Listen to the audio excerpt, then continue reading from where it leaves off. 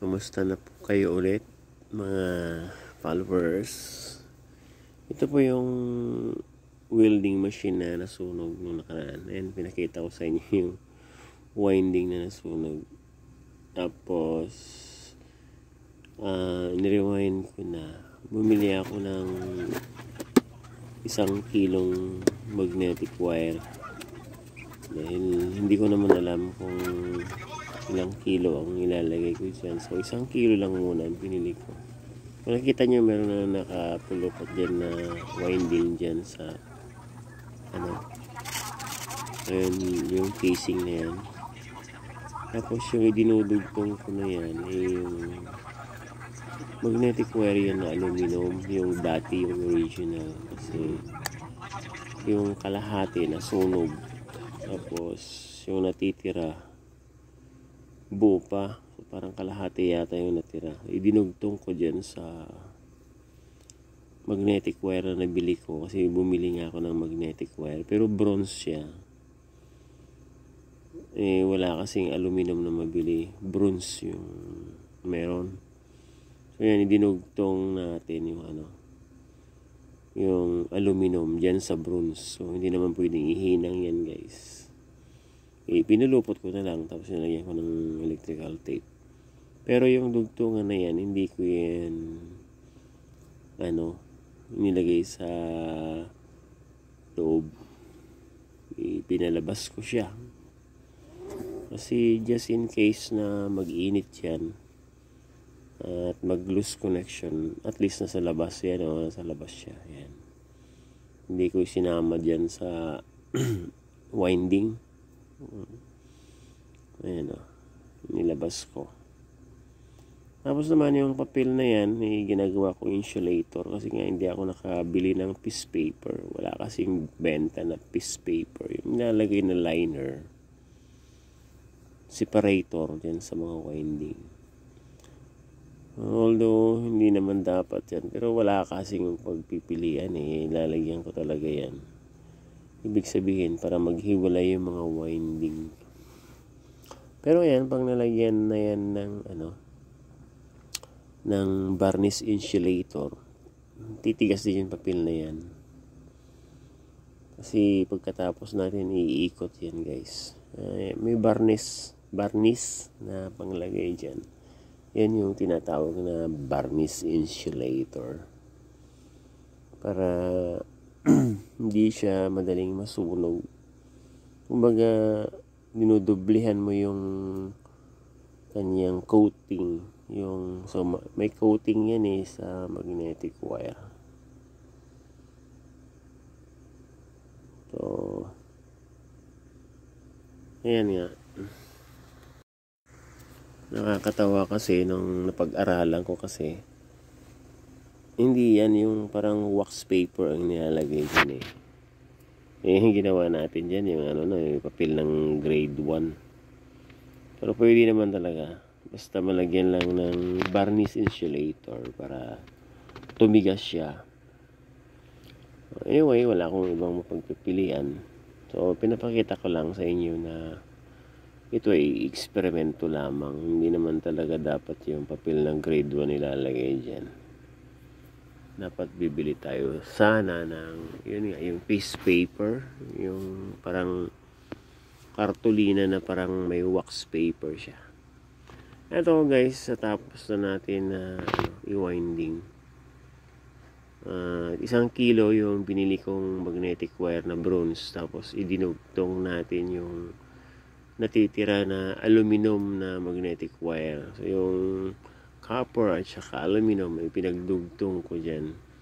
So hindi naman kasi pwedeng ihinang kasi hindi tumatalab kapag copper at saka aluminum, hindi yan tumatalab. Pero pag spot welding pwede.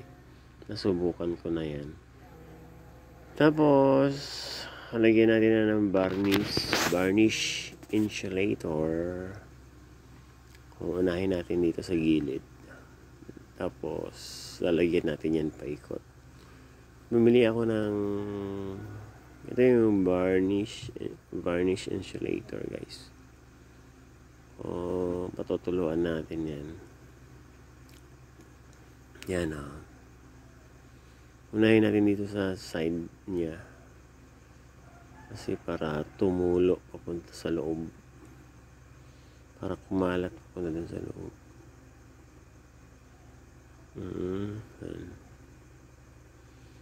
Tapos pagkatapos natin lagyan dyan, lagyan natin paikot saka dyan.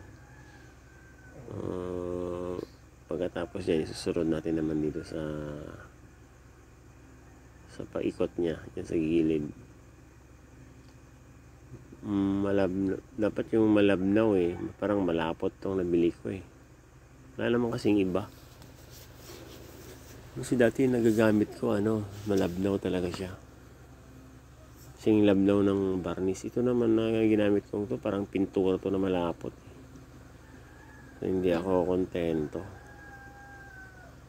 Ayan, nalagyan na natin. So, hindi ko na napakita yung buong pangyayari dun sa part na yun. So, pinasok ko na dyan sa e-core guys. Ayan, hindi ko napakita kasi sobrang busy. Kalimutan kong i-video yung pagpasok nyan. Mahirap talaga pag nag-iisa ka lang. Yan, pinasok ko sa loob. Sa kalahati ng e-core na yan. Madali lang naman kasi may naman. Ayan, pantay ang plastic na yan dyan sa dulo ng e-core.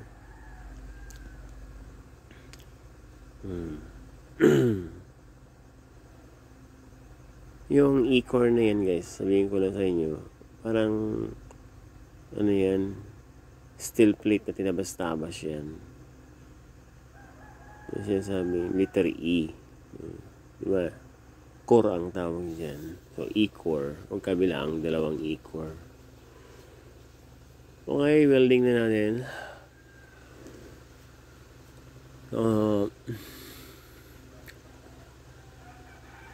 Itataking ko dyan mga 3 taking lang.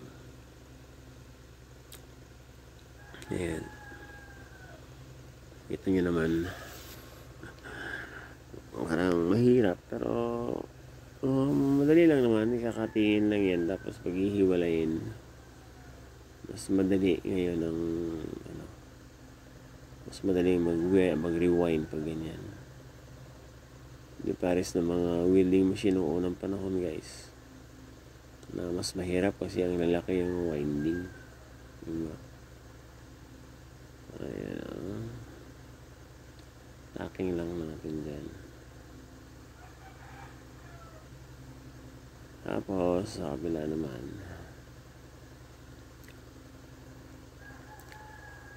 At tanggalin natin yung kinulupot ko dyan ng alambre. Alambre na yan kasi para hindi bumuka yung mga e-core. Kaya nilagyan ko yan. Panigurado lang ba. Tapos pagdidikitin natin yan. So lalagyan natin ng vice grip. Para mapaglikit natin ang gusto. Kasi wala naman tayong gato. Vice grip na lang ang gagamitin natin. Ayan o. Ayan. Malagyan natin ng flat bar. Ayan. Ganyan ang ginawa ko kasi baka mamaya masunog ulit. Madali kong baklasin yan. Ayan o. Taking ko lang. Kasi pag ipinol-weld ko yan, pag nagbaklas ulit ako, pag nasunog ulit yan, mahihirapan ulit ako guys. Mahal pa naman ng welding. Bali ang nagastos ko dito, bumili ako ng copper na na magnetic wire. 1 kilo lang yung nabili ko. So yung 1 kilo is 1,300. Pero copper siya. Hindi siya aluminum na magnetic wire. Yun na ngayon, nakita niyo yung natitira na hindi nasunog na magnetic wire na aluminum. Idinugtong ko dyan. So, tanggalin muna natin yan, yung pihitan, tapos bago natin ipasok yan sa butas, yun sa harapan. At i-install na natin guys.